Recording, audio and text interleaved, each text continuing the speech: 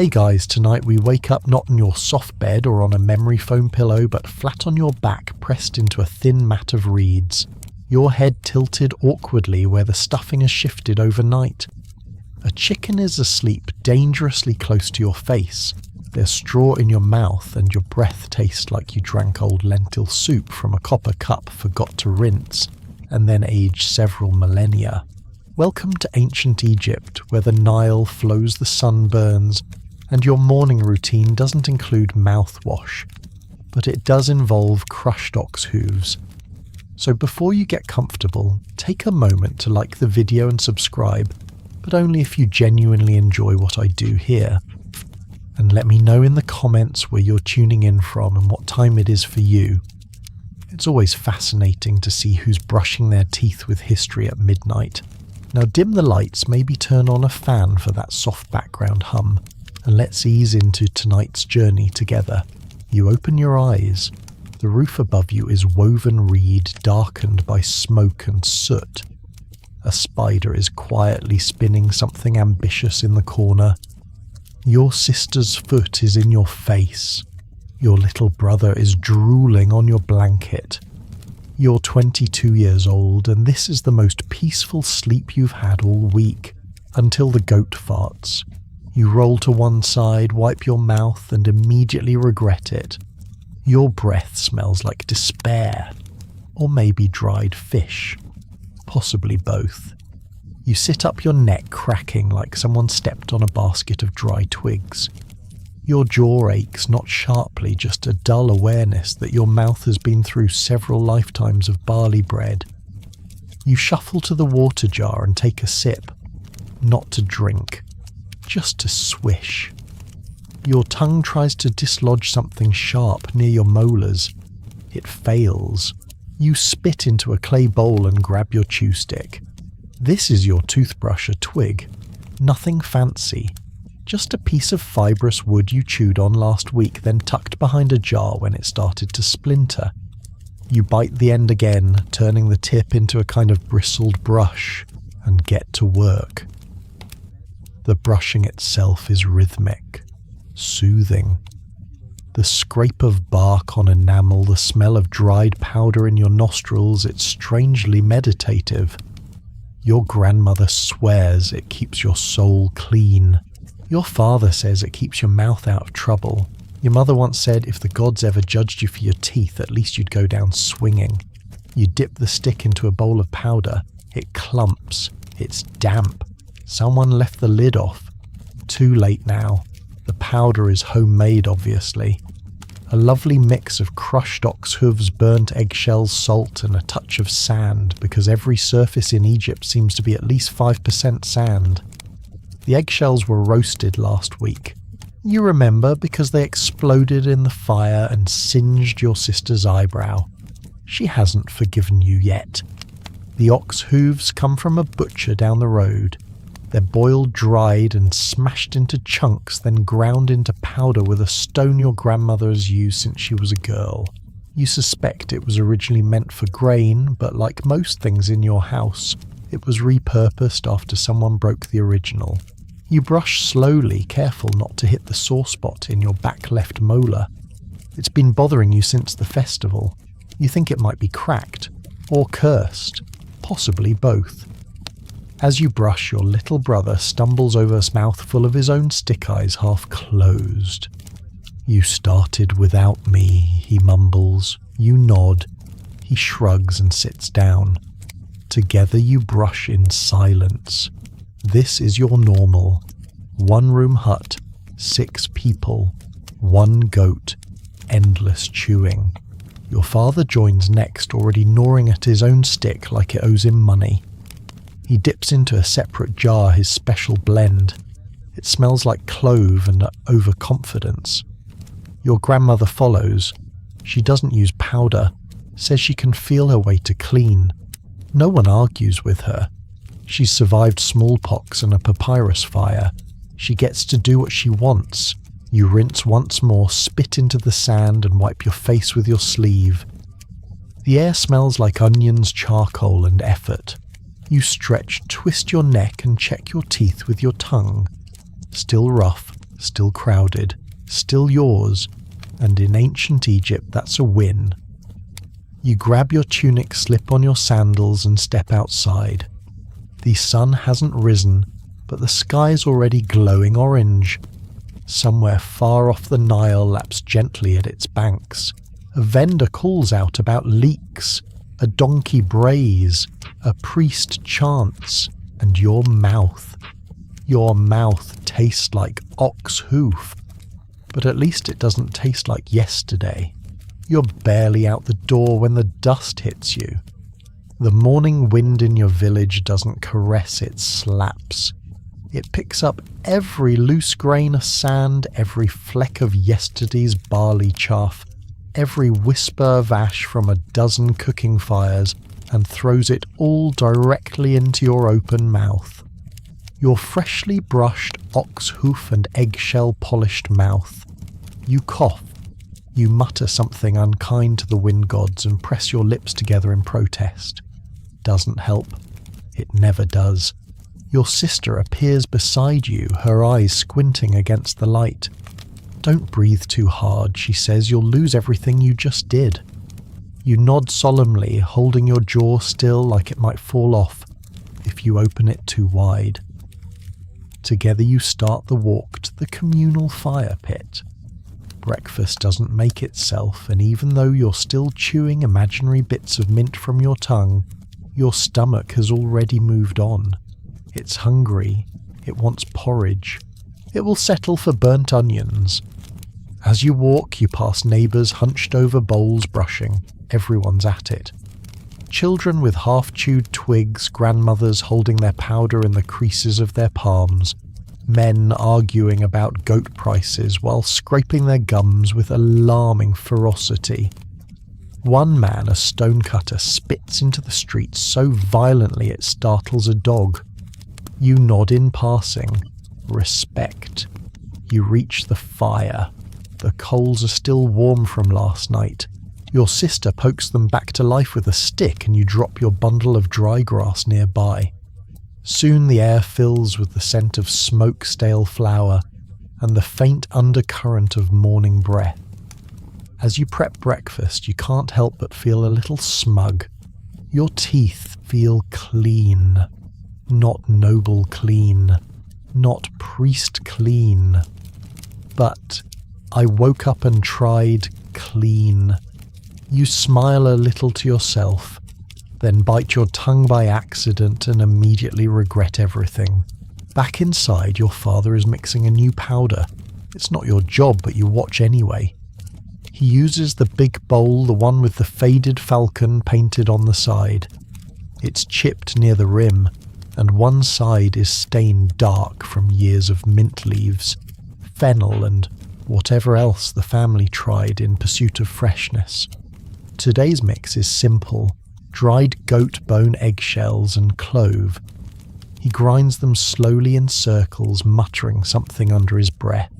A blessing, a complaint, a recipe. No one's ever sure. Your little brother stands by the doorway, chewing on a stick that has clearly been used since last moon. You walk over, take it from his mouth, and throw it into the fire. He glares.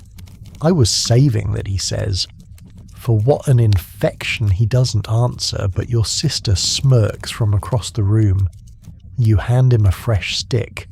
He chews it with theatrical sadness. Your grandmother enters last, dragging a low stool behind her. She carries no tools, just sits, watches. I saw a boy this morning using green bark, she says. Everyone turns. He said it numbs the gums, told me it came from the reeds by the temple. Your father snorts. So do the frogs, she shrugs. Frogs don't clean teeth. No, but they have better breath than that boy, I bet. You all laugh. For a moment the house is full of scraping, spitting and low murmurs. It's almost music. Later that morning you walk to the edge of the canal. You're delivering a jar of lentils, but your mind is elsewhere. On the soreness behind your front teeth, on the twinge that happens every time you bite too hard, on the powder your father made and whether it's too strong. You pause at the water's edge, kneel, pull out your brush, brush again, because brushing in the morning is necessary. But brushing mid-morning, that's maintenance. That's pride. You dip the stick in water first, then a pinch of leftover powder from your sash pouch. It's clove heavy. Your tongue burns. You scrub gently, watching the ripples in the canal as you spit. A frog watches you from a nearby rock. You raise an eyebrow. "Don't judge me," you say. It blinks, then hops away. Fair enough. When you return home, the fire has died down. Breakfast is over. The bowl is scraped clean. Your sister is combing her hair with a fishbone. Your father is carving a new batch of sticks. Your brother is sitting cross-legged, brushing again. You sit beside him. No one says anything. You both brush. Because this is life. This is culture. This is Egypt. And brushing isn't something you do before the day starts. It's something you do to survive it. You don't think much about the ox hooves. They're just part of it. Like firewood or baskets or dried lentils. You've never known toothpaste without them. You've never questioned the powder. But today, as you refill the little clay jar near the hearth, scraping the last of the week's mixture from the communal bowl, you stop and stare at the texture. It's sharp, jagged, greyish-brown with specks of white and ash. You pinch a bit between your fingers and roll it gently. The fragments feel coarse and not entirely friendly. If you didn't know any better, you'd think someone had swept up the floor of a carpenter's shed and decided to feed it to your teeth. You blow gently on the powder. A puff of dust floats away. You wonder who was the first person who looked at a hoof and thought, "Let's boil this crush, burn it, grind it again and shove it in our mouths." And why did everyone else go along with it? Historians still argue whether Egyptians invented toothpaste for health or out of sheer desperation. Some say it was spiritual, a way to honour the gods with a clean mouth. Others think it was just about survival. After all, when your bread is filled with sand, your grains are milled with stone, and your meals are crunchy in ways no one intended, maybe chewing powdered hoof was just practical. You pass the jar to your sister. She sprinkles some into a smaller pouch and ties it with string. "Trade," she says. "Neighbour wants more." She offered 2 onions. 2 onions for this, you say, a little too proud. She thinks it helps her son's breath. You consider this. "That kid eats garlic straight out of the ground. Tell her 3 onions, you say." Your sister smirks. "Already did." You brush slowly that morning. The new batch is particularly crunchy. Too much shell, not enough charcoal. You make a note to adjust. The ox hoof is doing its job. It's filing, scraping, polishing. You feel like you're sanding your mouth from the inside. There's something oddly satisfying about it. You spit, rinse, press your tongue against your teeth. Smooth, tingling, slightly numb, perfect. That afternoon you help your father sort bones. The butcher gave him a pile kneecaps, hoof bits, joint fragments. You sit on the porch, sun high overhead, using a small rock to smash the hoof into smaller pieces. It's slow, loud work. The kind of task that draws stares from neighbours. An old man walks by with a basket of figs. He pauses, watches you grind. "Good batch," he asks. You nod. He holds out a fig. You take it. Bite. Immediately regret it. The fig is sweet sticky and filled with seeds. The kind that wedge themselves deep between teeth and dare you to floss with your fingernails. You excuse yourself. You grab your stick. You brush. Right there on the porch in the open sun. The old man laughs. "That good, huh?" You can't answer. Your mouth is full of bark. That evening your grandmother tells a story. She says the gods once cursed a man with rotting teeth because he lied to a priest. Says the man screamed so loudly in the night that the crocodiles fled the Nile. You ask if it's true. She shrugs. I screamed once, she says. Didn't scare anything. You all laugh. Then you all brush. Because even a bedtime story isn't complete without a final scrub.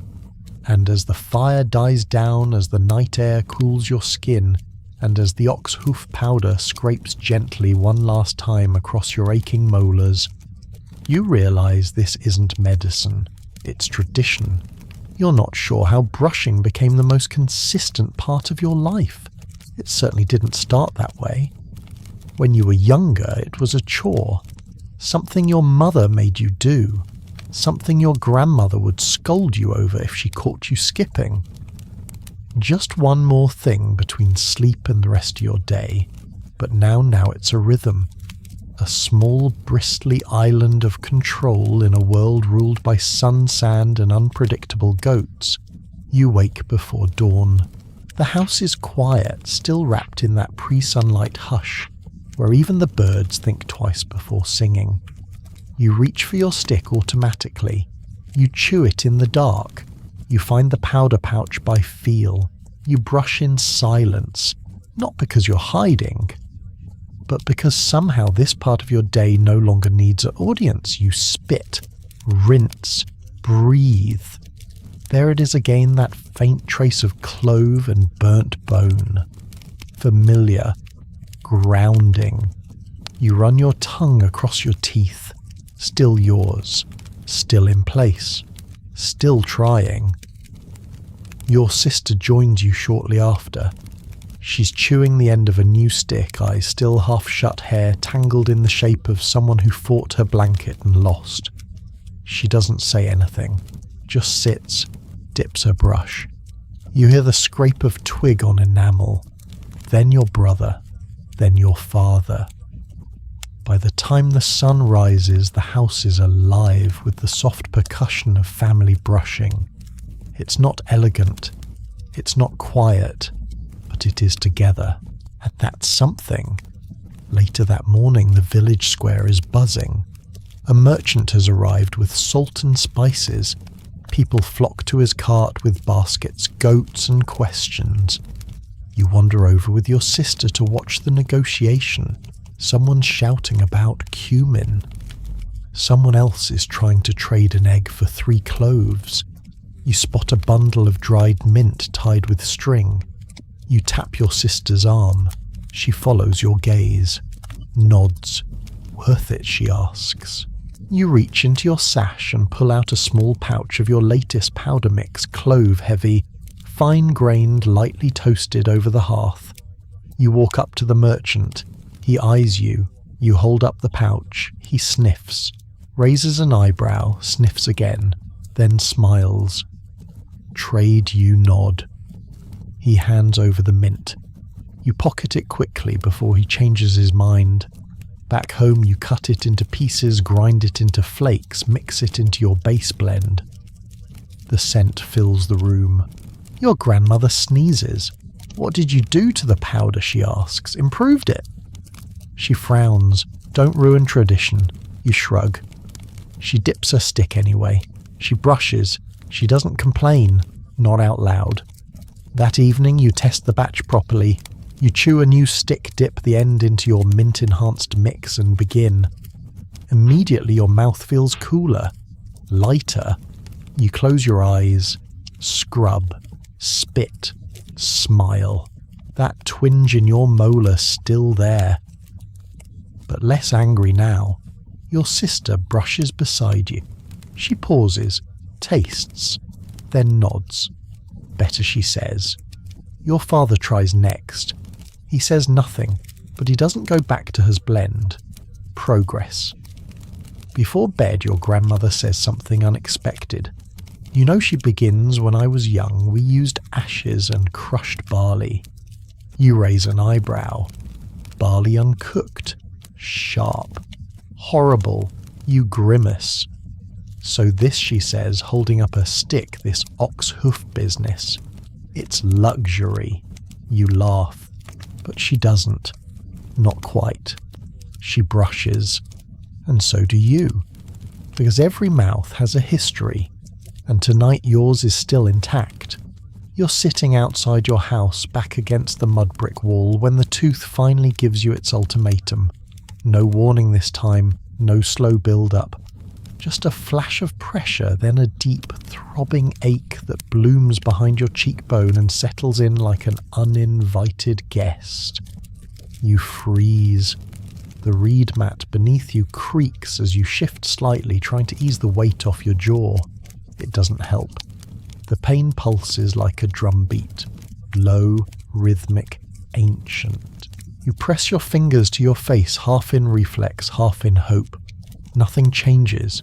You close your eyes. The goat bleats behind you. Somewhere nearby, someone drops a pot. The world keeps going, but your entire attention has narrowed to one angry molar. You stand. Slowly, deliberately. You walk inside. Not limping exactly, but with the posture of someone whose mouth is trying to sabotage the rest of their day. Your sister looks up from the fire. Again she asks. You nod, careful not to move your jaw too much. She points to the shelf. New mix, stronger. You grab it. Sit. Breathe through your nose. Take a fresh stick and bite the end. The bark splits with a satisfying pop, turning into bristles. You dip. You brush. It feels like punishment.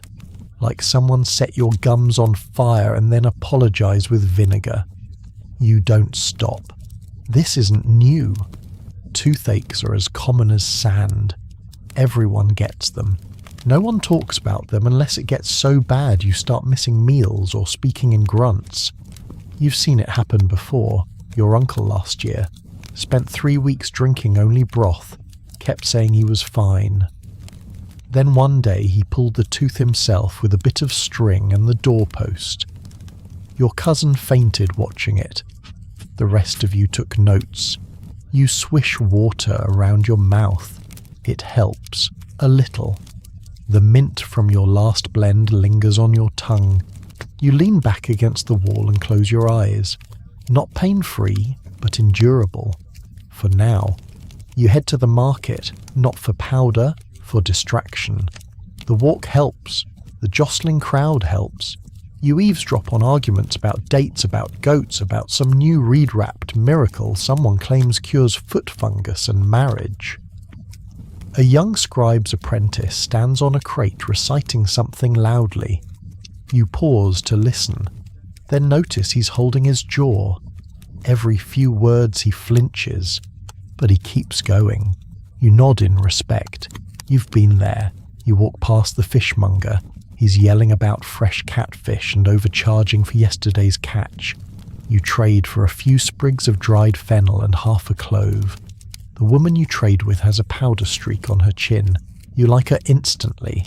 Back home you mix the new ingredients into a small bowl. You crush the fennel seeds, add a pinch of salt, stir it all with care. You test it. The taste is bright, sharp, oddly refreshing. Your tongue tingles. You nod. This will do. That night your father calls everyone to the fire. He passes out new sticks. No more reusing, he says. It's why your brother had that rash. Your brother makes a face. Your grandmother mutters something about immune systems. Your sister shrugs and takes a stick. You all dip, brush, spit. Someone sings softly. Not a real song, just a string of words that sound like something sacred. Your tooth still hurts, but you smile anyway, because the pain is part of the story now, and every story needs a few rough edges. By now brushing isn't a task, it's a choreography. You do it while walking, while stirring stew, while feeding the goat. Your hands know the motion before your brain does bite the stick, twist the fibres, dip it in powder scrub in circles. Spit, rinse, repeat. Today it starts as usual. You wake up with your cheek pressed into the mat, your stick already within reach. Someone snores softly. The morning light hasn't made it past the curtain yet, but you're brushing by instinct. The first sweep hits a sore spot. You pause. Chew the stick a little more. Soften it. Try again. Better. Your brother groans beside you. It's not even light yet. You nod. He pulls his blanket over his head and pretends the world doesn't exist. But you keep brushing. Because your mouth remembers what happened the last time you skipped. So do your gums. Breakfast is late today. The firewood's damp and the stew takes longer to boil. Everyone's cranky.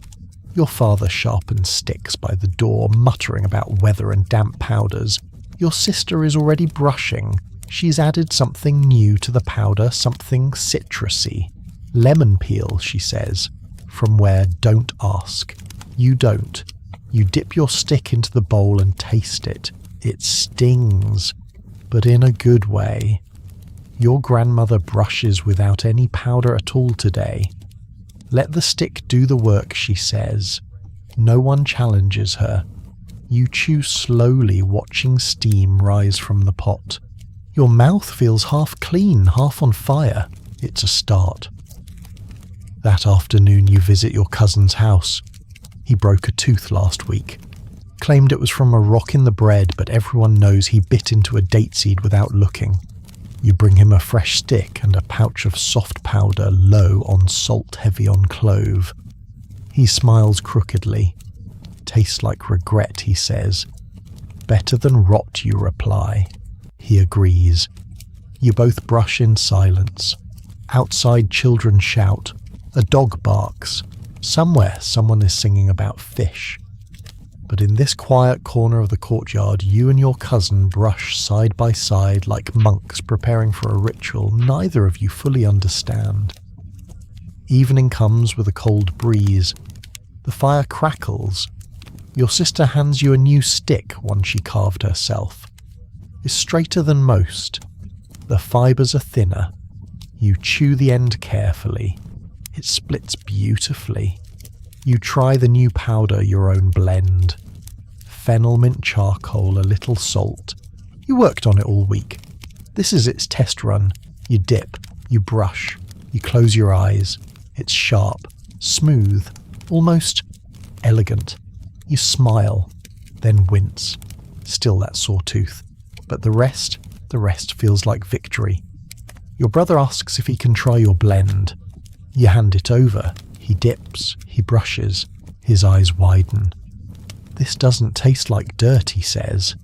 High praise, you reply. He nods and keeps going. Your father tries it too. He doesn't say anything, but he uses it again the next morning. That's enough. That night before bed, your grandmother tells a story. When I was your age, she begins, we used burnt lentil husks. You wait. They didn't work. You all laugh. Then you all brush. Because no matter what the blend is, no matter whose stick is newer, or which clove was traded for how many fish, this is the end of the day. This is the ritual. This is the rhythm. And even with sore teeth, tired feet, and powder stains on your sleeves, you still have something you can call your own. Your brush, your blend, your breath. And that in ancient Egypt is no small thing. Some mornings it feels like your teeth are the only part of you that stays the same. Your back aches from sleeping curled up on a mat barely softer than the ground. Your knees crack when you stand. Your elbows pop when you reach for the water jar, but your mouth, sore, stubborn, scratchy as ever, gives you a strange sense of consistency. A familiar pain. A kind of loyalty. You chew the end of your stick without thinking. The fibres bloom with each bite. You roll it between your fingers and stare out the door at the first gold sliver of sun stretching over the rooftops. The Nile is just a whisper in the distance. The chickens haven't stirred. The goat is still asleep. You dip your stick into the powder and start to brush. Slowly, carefully, methodically. Each tooth gets attention. Not because you're in love with the process, but because you're tired of the consequences. Last month you skipped brushing for 2 days. By the third you couldn't chew barley without cursing. By the fifth your cheek swelled like an overripe fig. Your grandmother gave you a cold compress and didn't say a word. Which was worse than a lecture. You learned. The hard way. Today is a grinding day. That means one thing: noise. Your father is already up laying out the bones. He grunts when you pass him the pestle. Light pressure, he mutters. Otherwise it splinters. You nod and take your place beside the flat stone slab. You grab a handful of dried eggshells and begin crushing them gently, watching the white edges crack, then crumble, then dust. The sound is satisfying, soft, crisp. You add a few slivers of dried ox hoof to the mix and keep going. Then comes the mint, just a pinch, enough to trick the senses. The powder begins to form. You lean in and inhale. It smells like effort, like memory, like something ancient and strangely proud. Your sister joins you carrying the morning's teeth sticks. She hands them out like a priestess passing sacrament. Everyone takes theirs with a quiet nod. Your brother, of course, complains. This one's crooked. They're all crooked, she replies. I want the mint one. They're all the mint one. He shrugs and starts chewing anyway. He's brushing before he even realizes it. The house fills with the familiar music: scrape, chew, spit, rinse, sigh. It's comforting. It's noisy. It's your life. You take a break and step outside. The sun is rising fast now. Vendors are calling, carts are clattering, someone's already shouting about leaks. You sit on a wall and brush again, not because you have to, but because the taste of breakfast is still lingering and you want it gone. Your neighbour passes with a jug of water. He sees you brushing. Again you nod. He chuckles. You'll polish them away. Better that than lose them. He nods in agreement and keeps walking. At midday the pain returns, not sharp, just persistent. That one molar, always the same one. You sit in the shade, chew another stick and reach for the pouch. This blend is stronger, saltier. You don't like the taste, but it numbs the ache. A little. You spit, rinse, close your eyes. The world narrows to your breath and the fading throb behind your cheek. You hum softly an old tune barely remembered. It helps. Dinner is loud. Bread is crusty. Onions are sharp. Your sister makes a joke about weaponized stew. Your brother coughs dramatically after biting a pepper. You all laugh. Then you all brush. Not because of the food, not because of routine, but because there's something about ending the day with a clean mouth, even if everything else feels messy. Your grandmother brushes last. She doesn't speak, just brushes, spits, sits. Then finally she says, I like this blend. That's the highest praise you'll ever get.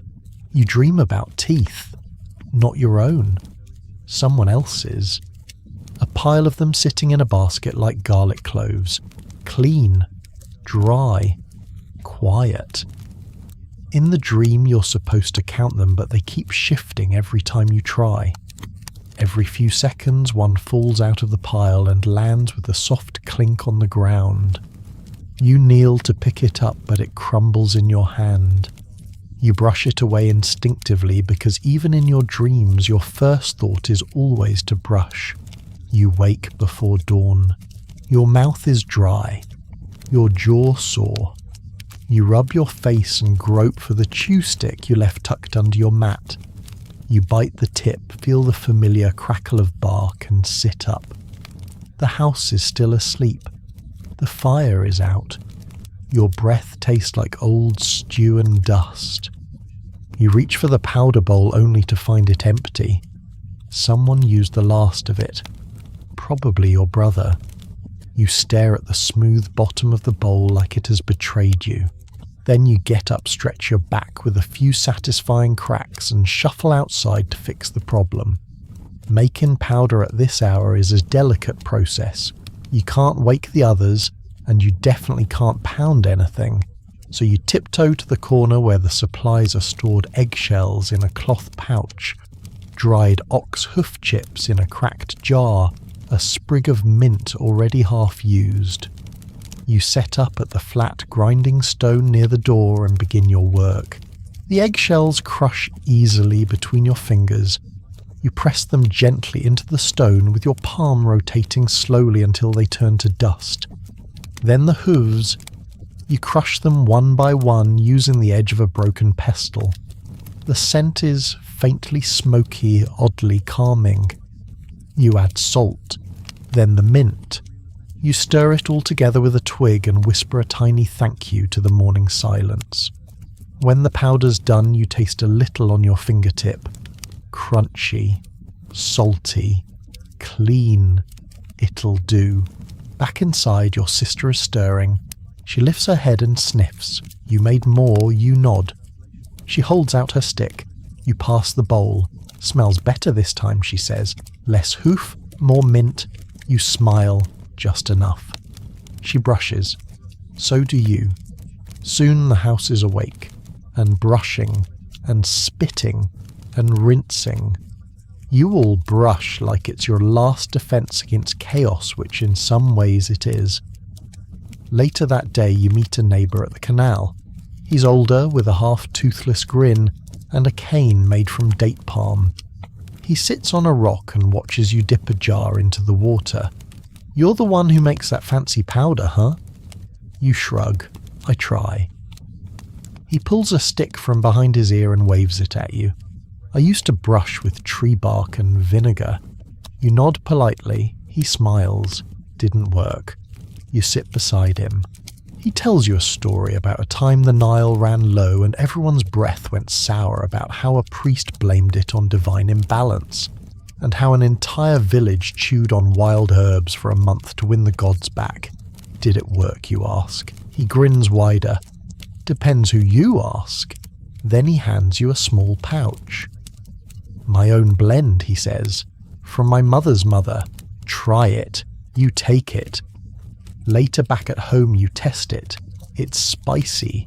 It burns your tongue. But your gums feel awake. You add a pinch to your own powder. Just a pinch. And that night when the family gathers to brush by the fire, you watch them. No one complains. No one gags. Even your grandmother nods once. And you think maybe, just maybe, that old man was right. You don't even flinch anymore when you find grit in your bread. You just press it to the other side of your mouth, chew carefully, and make a mental note to brush a little longer tonight. The barley loaves are better than they used to be, but no one here mills flour without a bit of stone sneaking in. Every meal is a gamble, and your molars are the dice. Today's breakfast is a dense triangle of barley dipped in bean paste that tastes like wet earth. You chew in silence, using your tongue to patrol for sharp edges. One tiny pebble your old nemesis catches against your gum. You pause, nudge it forward, swallow. Safe. Barely. Your sister laughs softly across the mat. What? Your face. You chew like the bread might explode. You shrug. It has before, she can't argue. After the meal you brush again. This time not with your usual mix, but with a newer batch. Something your father ground yesterday using fennel seed and dried lemon rind.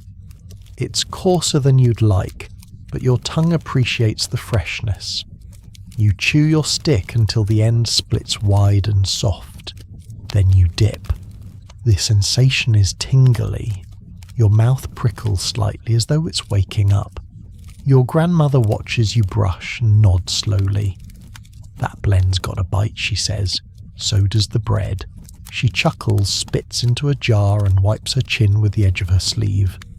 That afternoon your cousin visits. He's holding his jaw and wincing. What happened, you ask? Lunch. You hand him your chew stick. He takes it like it's a ceremonial object. I bit into something, he says. What was it? Not food. You nod. No further explanation needed. He dips the stick into your blend, winces as the bristles touch his sore gum, then sighs as the powder begins to numb the area. Bettery mumbles. You both sit in the shade and brush slowly, rhythmically. You don't speak. You just listen to the wind, the distant clatter of market stalls, and the soft rasp of twigs against teeth. It's practically meditation. That evening a neighbour visits. She's heard about your blend. She offers you 2 onions and a strip of cloth in exchange for a small jar. Your sister handles the negotiation. You pack the powder with care, tying it tight with a reed cord. The neighbour sniffs it once and smiles. Smells like confidence, she says. You blink. That's new. She laughs and walks away. You sit there for a moment wondering if confidence really has a smell. If it does, it probably involves salt. The fire is already lit when you settle in that night.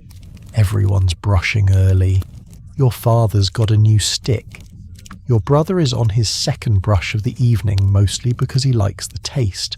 Your grandmother has gone back to using your mix. No complaints this time.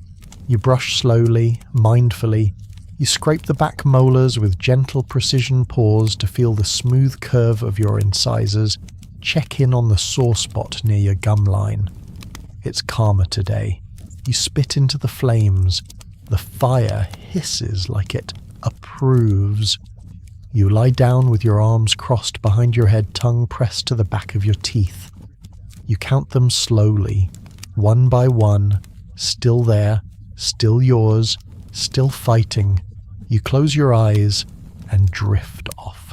Mouth clean, mind quiet, story still unfolding. You never thought you'd brush a corpse's teeth. But here you are, standing in the shaded corner of a small stone-walled room, staring at a linen-wrapped face that hasn't moved in days.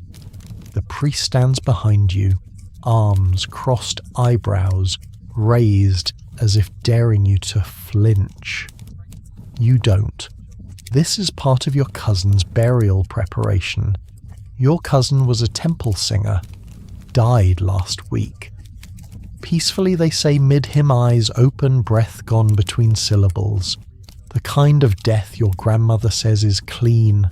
Still clean doesn't mean ready, and the priest has declared the mouth must be purified before the journey to the afterlife. That job? Apparently yours. You kneel. You unwrap your brush. You brought a new one for the occasion, thicker wood, soft bristle, freshly split.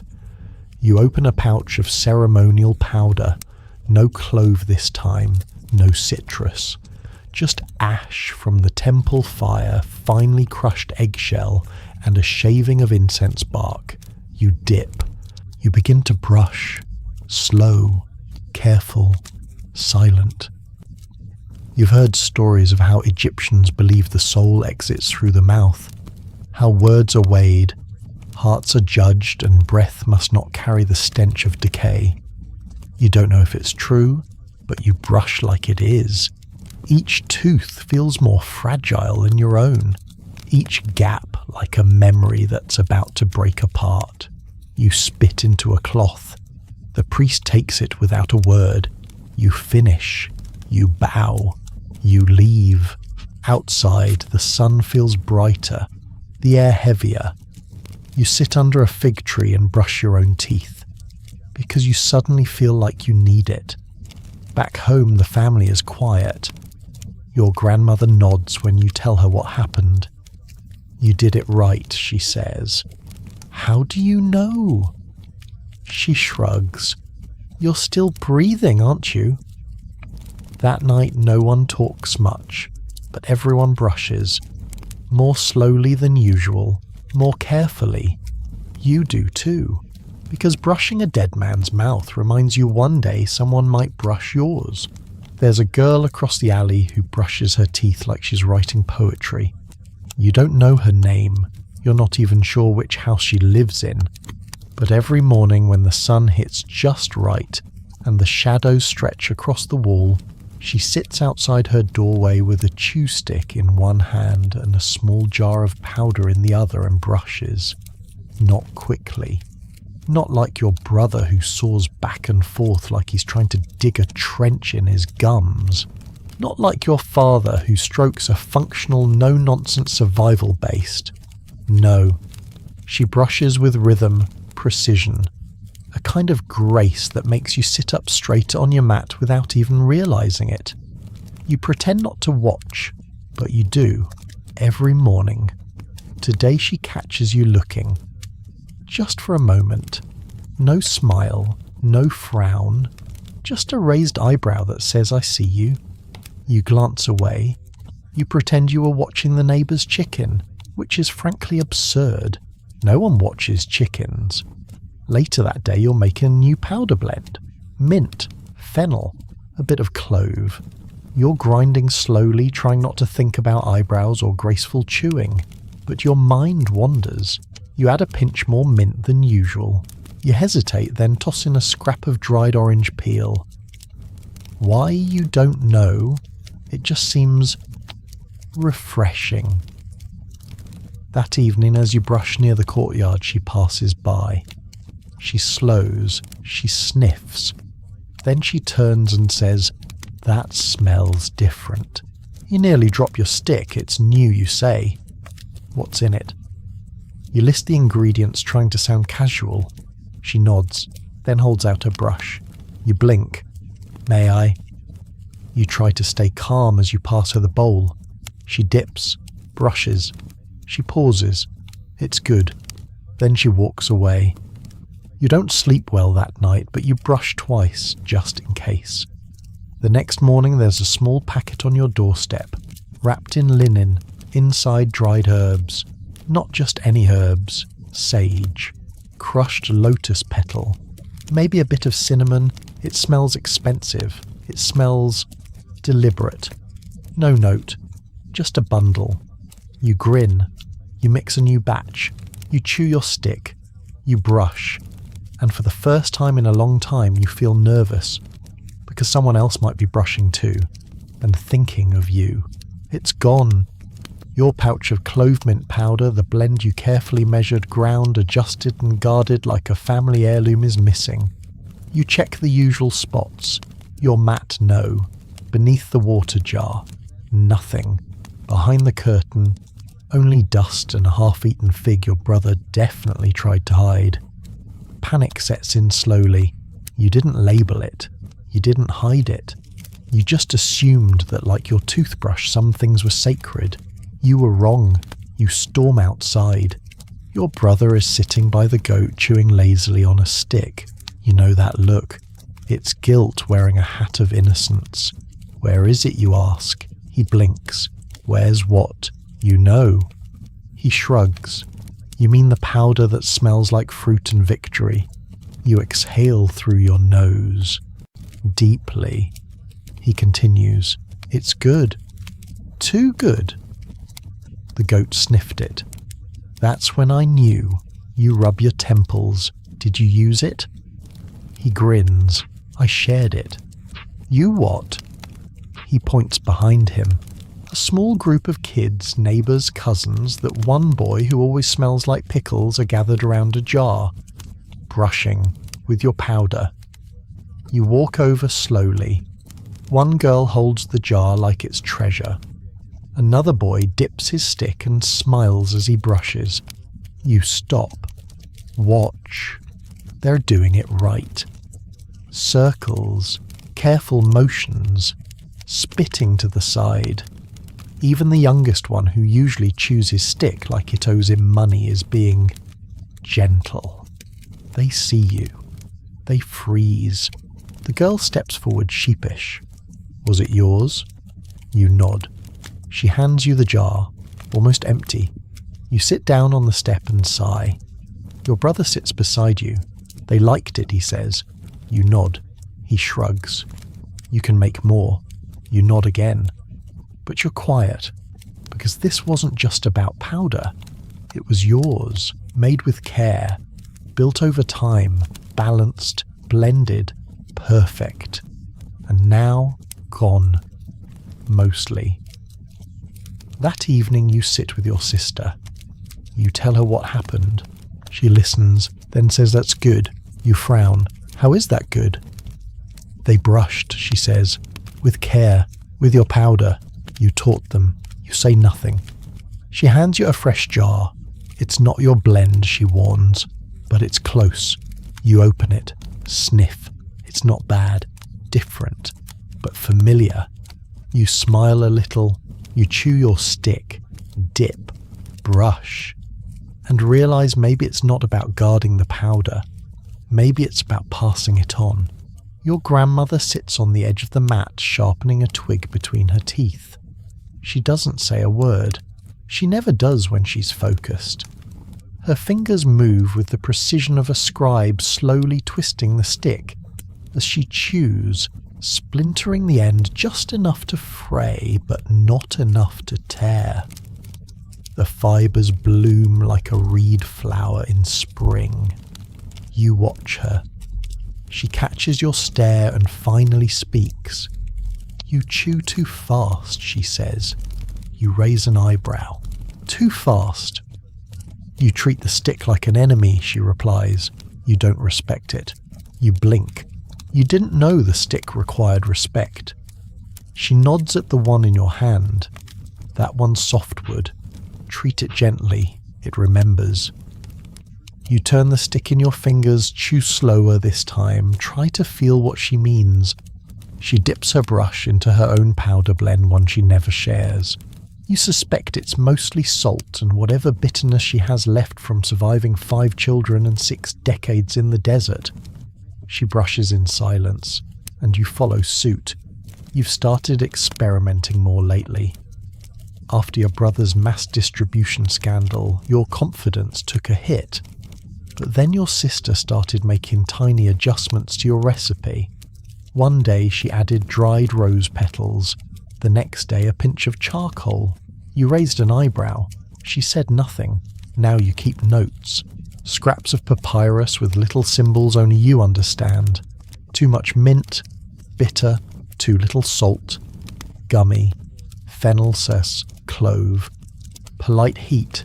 You start calling it the chart. Not out loud, of course. That would be ridiculous. But privately, the chart is sacred. One afternoon you swap your entire mix for a ginger-heavy blend. Your cousin gave it to you in a folded palm leaf, claiming it's what the guards at the governor's compound use. You try it. It stings. It burns. It makes your eyes water. But your mouth feels like it just woke up after a week of sleeping in sand. You nod to yourself. Then you rinse and brush again, this time with your usual mix, because tradition deserves a second round. The girl from across the alley stops you in the square. You change something, you freeze. She's chewing a stick, already holding it like a quill. What gave it away, you ask? It smelled like fire, she says. Too much ginger. She nods. I liked it. You blink. You did. She shrugs. It hurt, but it worked. You hand her a small pouch. She takes it without hesitation, walks off, doesn't even smile, and yet your mouth feels warmer, cleaner, sharper. That evening your grandmother calls you over, she hands you a stick, then a jar. It's her blend. Your eyes widen. She shrugs. I'm old. What am I hiding? You try it. It's terrible. Burnt, salty, a little smoky. You cough. She laughs. It works, she says. You nod, because somehow it does. You can smell it before you even reach the courtyard. Burnt eggshell, smoked hoof, a hint of something herbal, maybe bay leaf or that odd crushed reed your sister swears was a trade secret from a temple girl who smiled too much. Whatever it is, it's strong, pungent enough to wake you faster than sunlight or a goat's accidental kick. You step into the morning light and find your brother crouched beside the fire pit, stirring a large bowl like he's cooking porridge. What are you doing? He doesn't look up. Upgrading the formula. You raise an eyebrow. Since when do you upgrade anything? He grins. Since my gum stopped bleeding. You sigh and crouch beside him. The mixture is thick, dusty, lumpy in a way that makes your jaw itch just looking at it. What's in this? He holds up fingers as he counts. Eggshells, hoof, clove, charcoal, bay leaf, a pinch of black salt, and cumin. You blink. Cumin for energy. You stare at him. He shrugs. Might as well do something while we're brushing.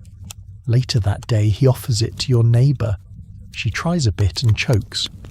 What is that? She gasps, fanning her tongue. My brother's science project, you reply, but by evening she comes back for more and asks for a second jar. You begin to suspect your brother might be onto something. That evening your sister proposes a brushing contest. You laugh. How do you win a brushing contest? Endurance, she says, or volume. We'll decide halfway through.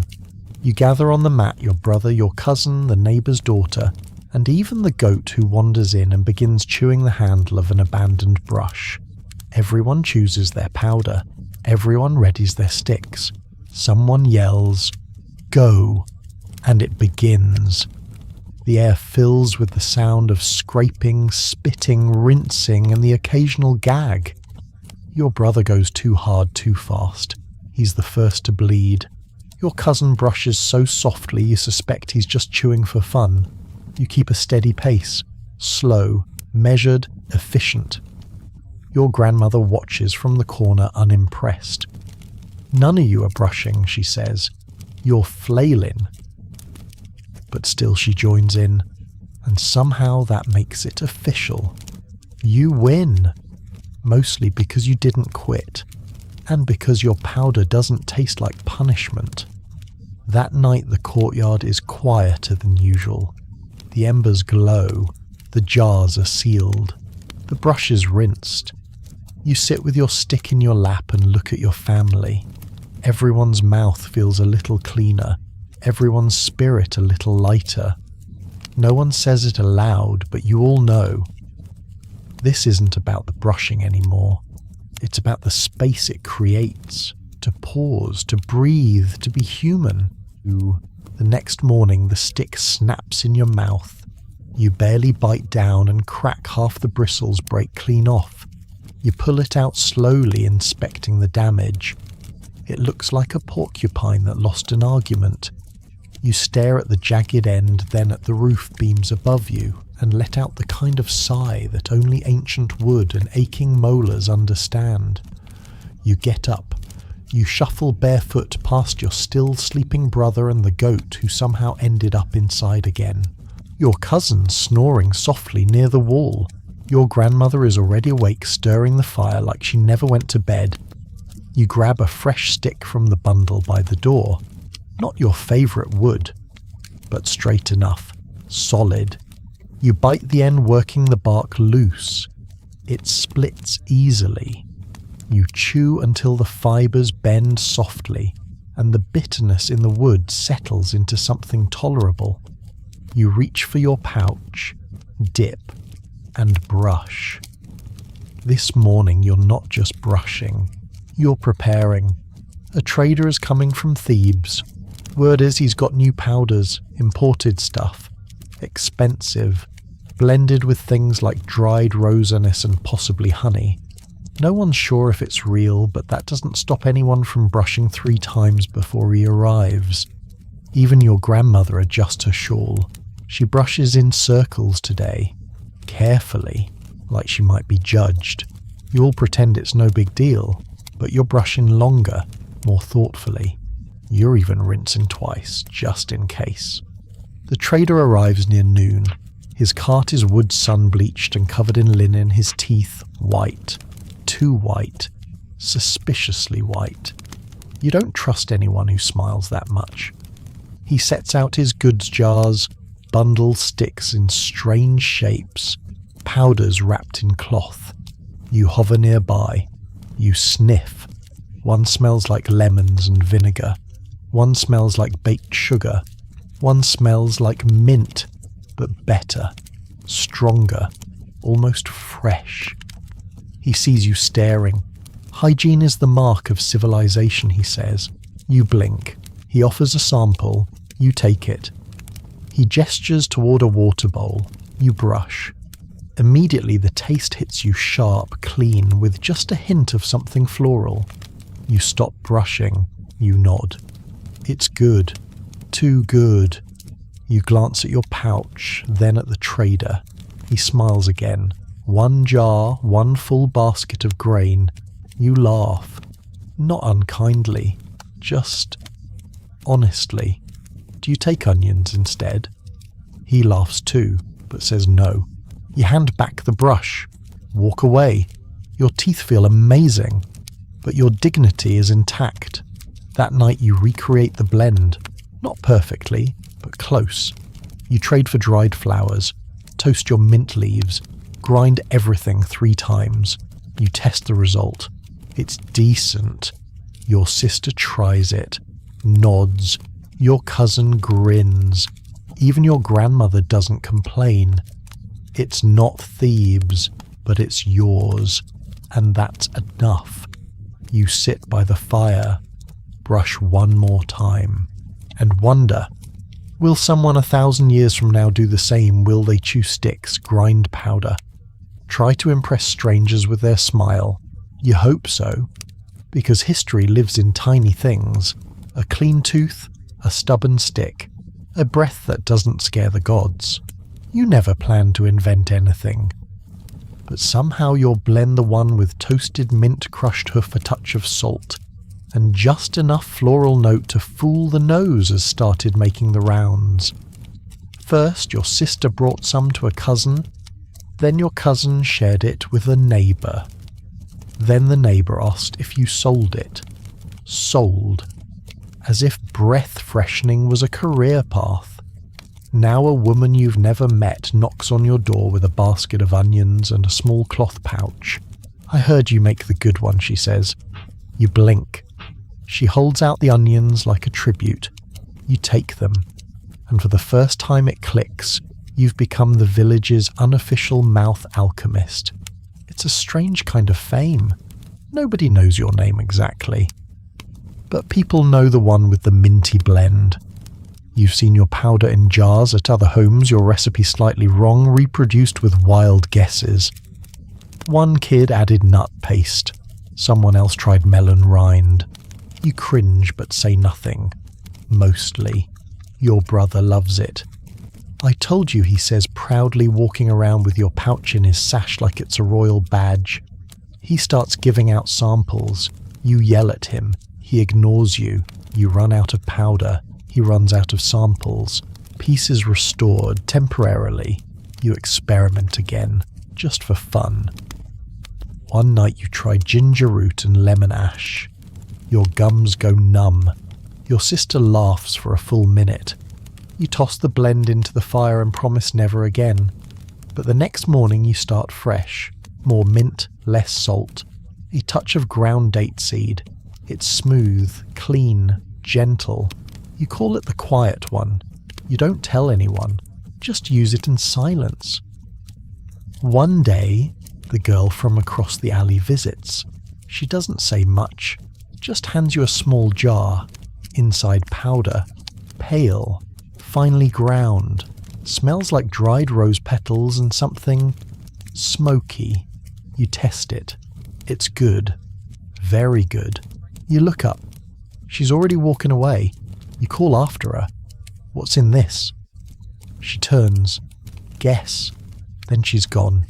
You chew your stick, brush, and smile, because competition tastes like roses. That evening your grandmother sits beside you. She chews her stick, brushes slowly, spits, then says, "It's not about what's in it." You pause. It's about doing it every day, even when no one's watching, even when it doesn't work, especially then. You nod. She nods back. That's all. Then she brushes again. 'Cause old wisdom doesn't need speeches, just repetition and clean teeth. Your stick snaps in half for the second time this week. It happens mid-brush right as you're getting into the groove circles on the left side angle, back toward the molar gentle sweep along the bottom. Crack. The stick breaks between your teeth like a bad omen. You sit there, mouth half full of bristles, one eyebrow twitching. Your sister glances over. Again, you hold up the jagged end. She shrugs. Maybe you should stop brushing like you're punishing your mouth. You mutter something about defective wood. She hands you another. You chew, you start over. Because in your house, a broken stick doesn't stop the routine, it just resets it. That afternoon the rains come. Not hard. Just a stubborn drizzle that turns streets into slush and mats into mildew. You hate brushing in the rain. The powder turns clumpy. The sticks get soggy. The taste of damp charcoal lingers no matter how much mint you use. You chew your stick anyway. The powder resists, doesn't cling to the bristles like it should. You brush with less conviction, spitting into a puddle that immediately erases the effort.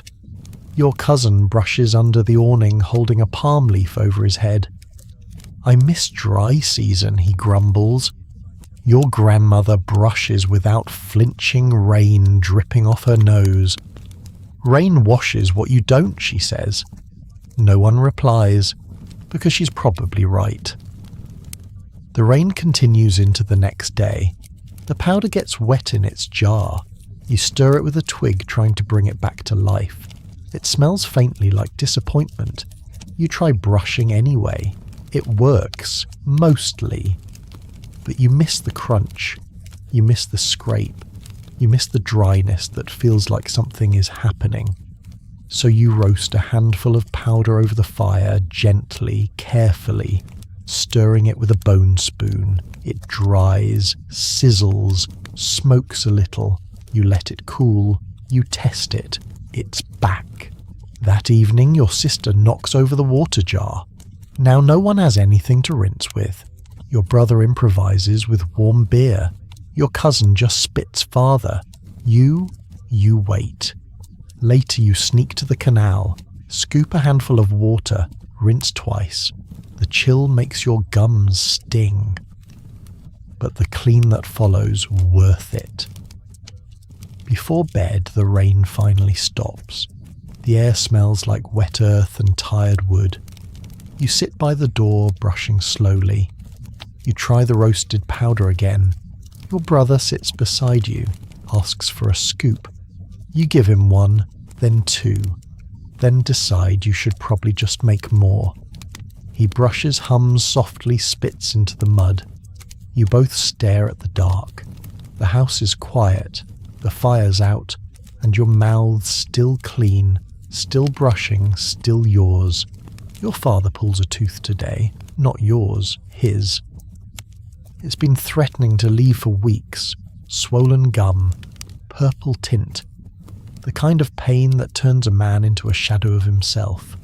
He hasn't smiled in 3 days, barely speaks. Last night he spat blood into the fire and didn't even flinch.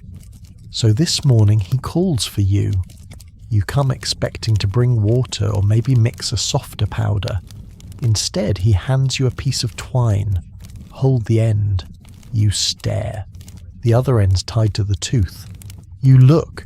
You see it. A tight knot around the base of his back molar. You try to protest. Too slow. He yanks his head away. Snap. The sound is awful. So is the scream, but it's done. He spits a mix of blood tooth and something you'd rather not describe into a bowl. Then lies back and grins. Gap-toothed, exhausted, relieved. You spend the next hour boiling cloth and mixing a rinse.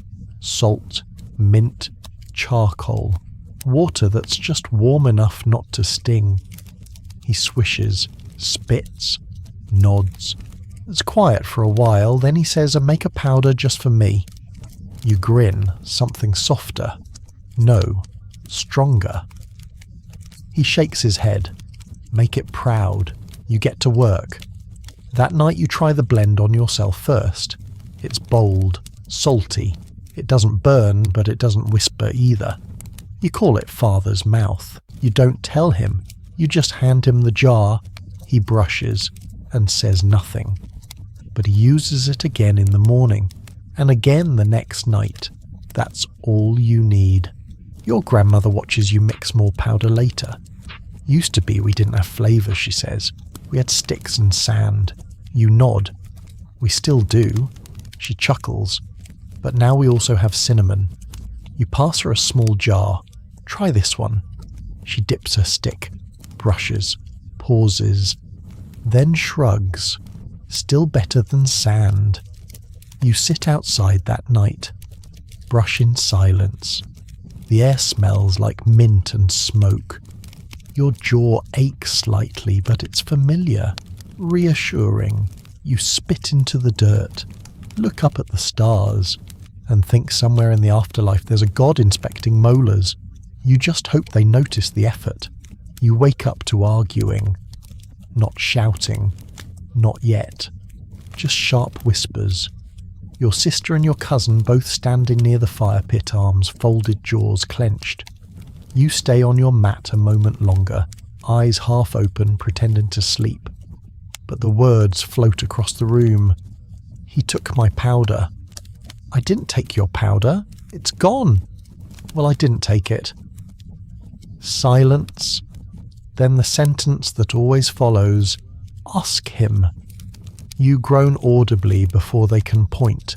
I didn't take anyone's powder. Your sister turns. You're awake. Hard not to be. She stomps over with the empty jar, holds it out like a cursed object. It was full yesterday. Are we sure it wasn't the goat that earns a glare? Fine, you say. We'll figure it out.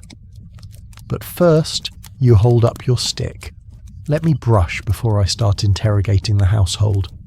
She hands you the backup jar. It's older, grainier, less mint, more salt. You wince after the first sweep. Justice delayed, is justice gritty? Later you find the culprit. It's your brother. He's at the riverbank with 3 other kids brushing like royalty and handing out your sister's blend from a makeshift jar. You walk up. He smiles mid-brush. Want some? You take the jar. He frowns. I was sharing. She made that one special. I know. That's why it's good. You stare at him. He shrugs. They said their mouths felt holy. You sigh. Then hand him a smaller jar from your sash. Use this instead. It's older but decent. He accepts it. Fair. At home, your sister is still fuming. She grinds it for 2 days, she mutters, and he hands it out like candy. You offer to help make more. She says no. You help anyway. You toast the clove, grind the eggshell, add a pinch of charcoal. She adjusts the balance. You smell the finished mix. It's complex, earthy, cool, confident. She brushes, spits, then says, "It's better than before."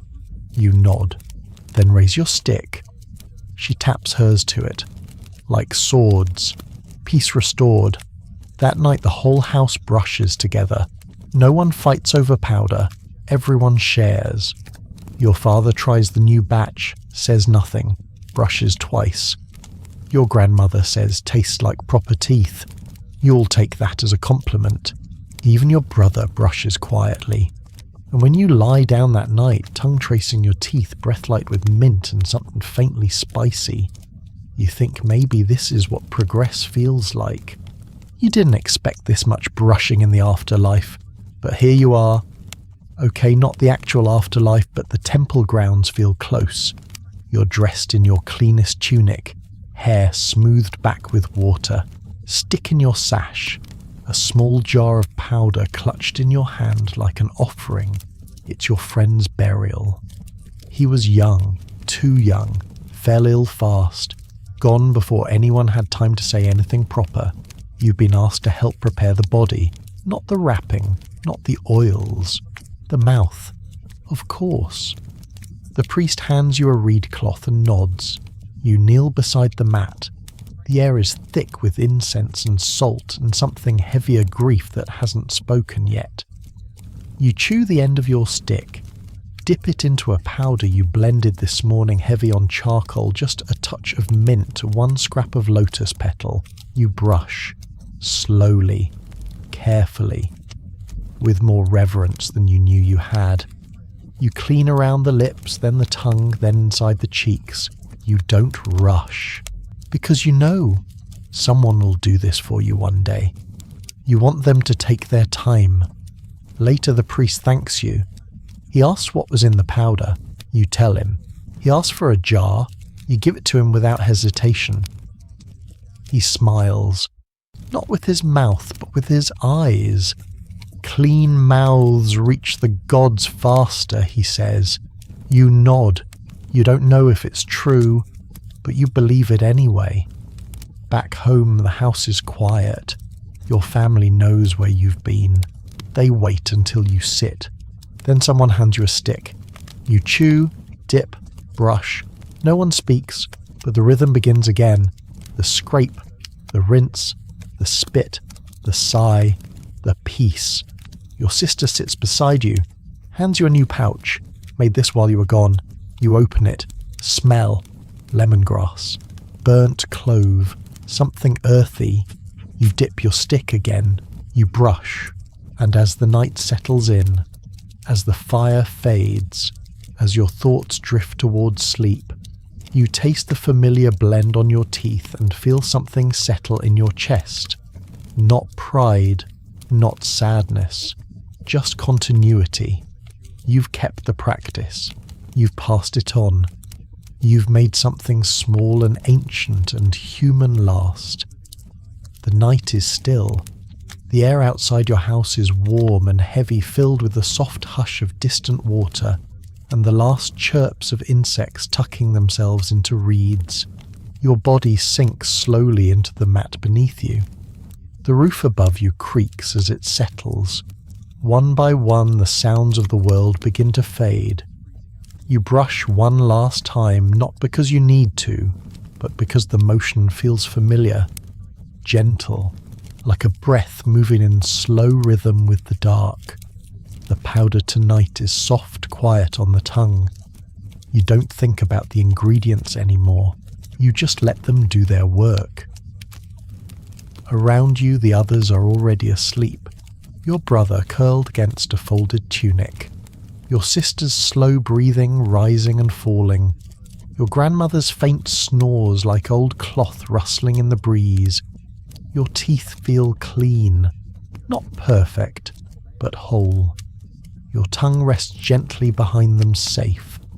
You close your eyes and feel the residue of mint and clove lingering at the edge of each breath. The fire crackles low beside you, glowing softly like a memory you're not quite ready to forget. You let go of the day, let the breath settle, let the rhythm of the brushing become the rhythm of your sleep. No more spitting, no more grinding, no more pain, just stillness, just quiet, just the story of a mouth that worked hard, spoke, often laughed freely, and stayed clean until the very end. Good night, little pharaoh, sleep well.